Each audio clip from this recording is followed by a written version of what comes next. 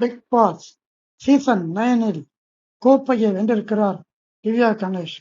வந்ததிலேயே நேர்மையும் நியாயமும் இருந்த போட்டியாளர் திவ்யா கணேஷ் வெற்றி பெற்றது நமக்கெல்லாம் பெரிய மகிழ்ச்சியை தருகிறது. எவ்வளவுதான் நெகட்டிவ் விமர்சனங்களை பலர் செய்திருந்தாலும் சில விஷயங்கள் நம் நெஞ்சை தொட்டன. அவற்றில் சிலவற்றை இப்பொழுது நாம் பார்ப்போம். Bigg Boss show. இவரெல்லாம் பிக் பாஸ் வீட்டுக்கு நுழைய தகுதி உள்ளவரா என்று பலரும் விமர்சனம் செய்த பலூன் அக்கா என்கிற அருவராசுங்கிற தனக்கு யாரும் இல்லை என்று பிக் பாஸிடம் முறையிட்ட இவர், அவர் வெளியே போகும்போது பிக் பாஸ் அவரை கூப்பிட்டு அந்த யாரும் இல்லை என்றீர்கள், இந்த லட்சக்கணக்கான தாய்மார்கள் உங்களுடன் இருக்கிறார்கள் என்றபோது மனம் உடைந்து பகிர்ந்து போய் கதறி எழுதார் அரோரா சிங்லே. இப்படி ஒரு பெண்ணின் வாழ்க்கையை மாற்றி அமைத்ததற்காக பிக் பாஸை நாம் கண்டிப்பாக பாராட்டியே தீர வேண்டும். பிக் பாஸ் செய்த நன்மைகளில் இதுவும் ஒன்று.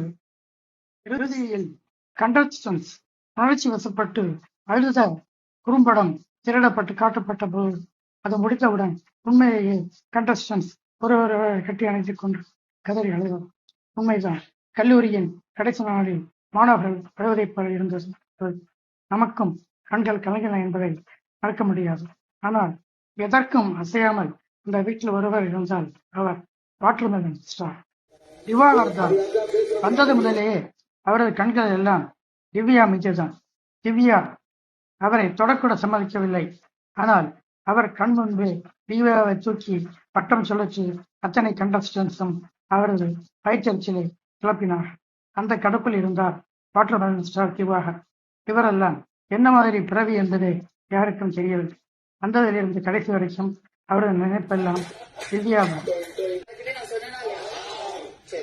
கமருதீன் மட்டும் வந்திருந்த நிலையில் பாருவுக்கு வர வசதிப்படவில்லை என்று அறிவித்து விட்டார் விஜய் சேதுபதி.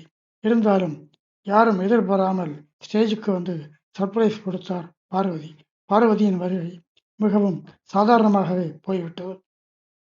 பிக் பாஸ் மீது நாம் எவ்வளவு கடுமையான விமர்சனங்கள் வைத்திருந்தாலும் கிட்டத்தட்ட 100 நாட்கள் பார்த்து பழகிவிட்ட இவர்களை நாளை முதல் பார்க்க முடியாது என்று நினைக்கும் போது மனசுக்கு சற்று வருத்தமாகத்தான் இருக்கிறது. நெருங்கிய உறவினர்களை பிரிவது போன்ற ஒரு உணர்வு. இதுதான் அந்த நிகழ்ச்சியின் சிறப்பு போலும். நன்றி, வணக்கம்.